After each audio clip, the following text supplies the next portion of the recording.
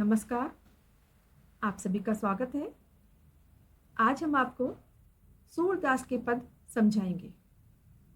सूरदास के पद सूरदास जी ने लिखे हैं, इसलिए इनके बारे में थोड़ी सी जानकारी प्राप्त कर लेते हैं।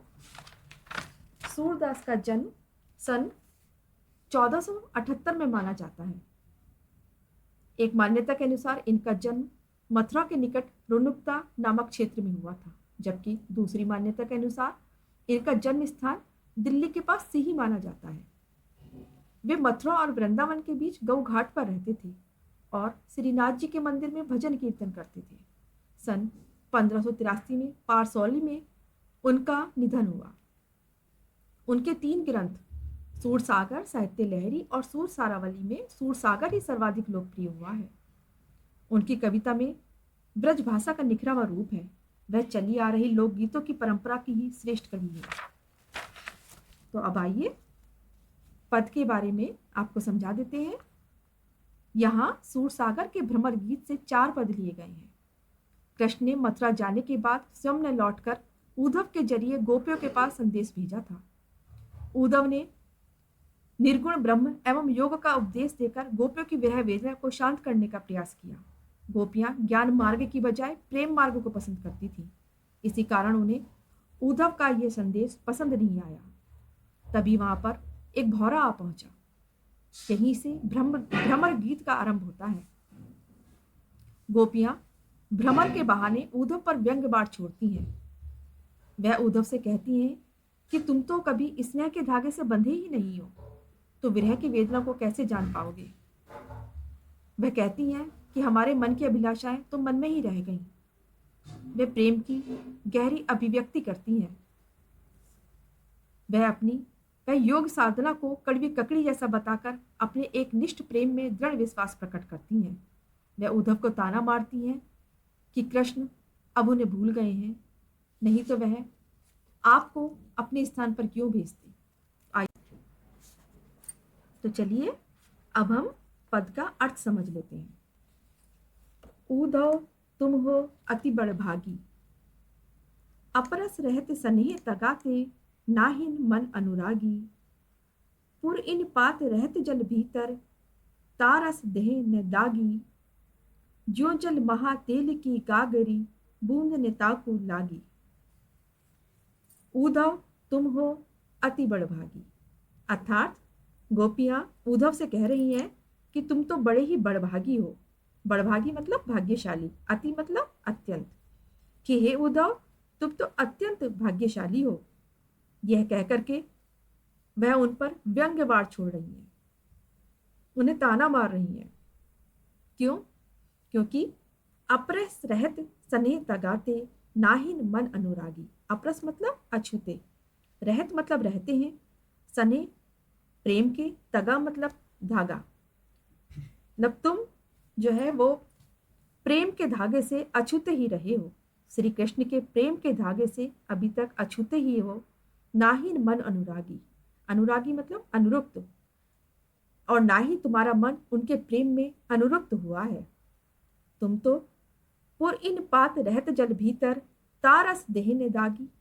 तुम तो उस पुर इन पात मतलब कमल का पत्ता, तुम तो उस पुर इन पात उस कमल के पत्ते के समान हो जो रहत जल भीतर, जो जल के भीतर तो रहता है। तारस देह न दागी, लेकिन उसकी देह पर, देह मतलब शरीर पर, लेकिन उसके शरीर पर एक भी दाग नहीं लगता है, पानी का दाग नहीं लगता है। ज्यो जल महा तेल की गागरी, बूंद ने ताको लागी। और तुम तो तेल लगे गागर के समान हो जो जल में तो रहता है, लेकिन बूंद ने ताको लागी, लेकिन उस पर कोई भी बूंद पानी की नहीं लग पाती है। अर्थात तुम उस कमल के पत्ते के समान हो जो जल के भीतर रहता है, लेकिन उस पर पानी की कोई भी बूंद नहीं टिक पाती है, और उस तेल लगी गागर के समान हो जो जल के भीतर रहने के बाद भी उस पर कोई भी बूंद नहीं टिक पाती है। प्रीत नदी में पांव ने बरियो, दृष्टि ने रूप पर आगी। प्रीति नदी मतलब प्रेम की नदी। कृष्ण रूपी प्रेम की नदी में तुमने अभी तक पांव ही नहीं डाला है। कृष्ण के इतने समीप रहकर भी तुम उनके प्रेम को नहीं पहचान पाए हो, और ना ही उनकी दृष्टि और न ही उनका रूप तुम्हें अपनी ओर आकर्षित कर पाया है। उनकी धूप में आप नहीं पक पाए हो। सूरदास अबला हम भौरी। सूरदास जी कहते हैं कि गोपियां कह रही हैं कि हम तो उन भोली भाली अबला नारियों के समान हैं। अबला मतलब जो शक्तिहीन होती हैं। हम उन भोली भाली अबला नारियों के समान हैं जो श्री कृष्ण के प्रेम से दूर नहीं रह पाई हैं। जैसे कि गुर चाटी जो पागी, जैसे कि चीटी जो होती है, चाटी चाटी मतलब चीटी, चीटी जो होती है, गुड़ मतलब गुड़, चीटी जो है वो गुड़ के साथ लगी रहती है और उससे मरकर ही अलग होती है। उसी प्रकार हम अबला नारी जो है वो श्री कृष्ण के प्रेम में पड़ी हुई है।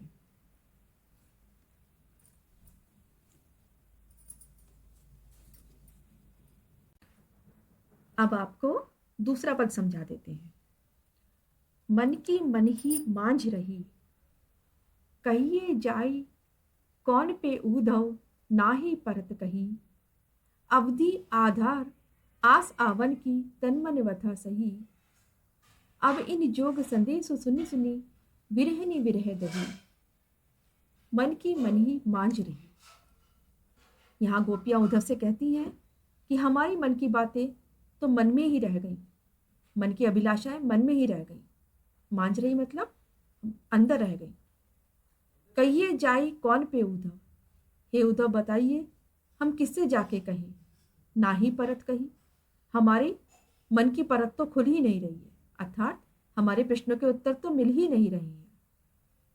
अवधि आधार आस आवन की, तन मन विथा सही। अवधि, अवधि मतलब समय, आधार आस आवन की, उनके आने का समय ही हमारे जीने की आस बना हुआ था और इसलिए हम तन मन विथा सही, विथा मतलब परेशानी को, इसलिए हम अपने तन की और मन की परेशानी को सह रहे थे। अब इन जोग संदेश सुनी सुनी, विरहिनी विरह दही। अब आपके इन योग के संदेश को सुन सुन करके, आपके इन ज्ञान की बातों को सुन करके हम विरहनियों की विरह की अग्नि और दहकने लग गई है। विरहनी मतलब अकेलापन, हमारे अकेलेपन की अग्नि और दहकने लग गई है। चाहती युत गुहार जिहते, उतते धार बही। सूरदास अब धीर धरे क्यों, मर जादा न लही। चाहती हुत गुहार जिहते, चाहती मतलब चाहते हैं, गुहार जिहते हम जिधर से भी गुहार लगाना चाहते हैं, जिधर से भी विनती करना चाहते हैं, उतते धार बही, उधर से ये अग्नि और तेज हो जाती है। सूरदास अब धीर धरों क्यों। सूरदास जी कहते हैं कि गोपियां कह रही हैं कि हम अब धैर्य कैसे धारण करें। अब धीरज, धीर मतलब धीरज, धैर्य, अब हम कैसे धैर्य को धारण करें जब मर्यादा न लही, जब श्री कृष्ण ने ही प्रेम की मर्यादा को नहीं रखा है, अर्थात खुद आने के लिए कहकर गए थे लेकिन स्वयं ने आकर के आपको योग का संदेश देने के लिए हमारे पास भेज दिया है। जब उन्होंने ही प्रेम की मर्यादा नहीं रखी है तो हम अब धीरज कैसे धरें, अर्थात हम अपने मन की बात मन में ही सोच रही हैं। हम किससे जाकर के कहें, हे उद्धव आप हमें बताइए, हमारे मन की परत नहीं खुल रही है। उनके आने की अवधि ही हमारे जीने की आस बनी हुई थी और इसलिए हम अपने तन मन की व्यथा को सह रहे थे, लेकिन अब आपकी इन ज्ञान की बातों को सुन सुन करके हम विरह की अग्नि और दहकने लगी है। हम जिधर से भी गुहार लगाना चाहते हैं, जिधर से भी विनती करना चाहते हैं, उधर से यह विरह की अग्नि और तेज हो जाती है। अब हम धीर कैसे धारण करें जब श्री कृष्ण ने ही प्रेम की मर्यादा को नहीं रखा है।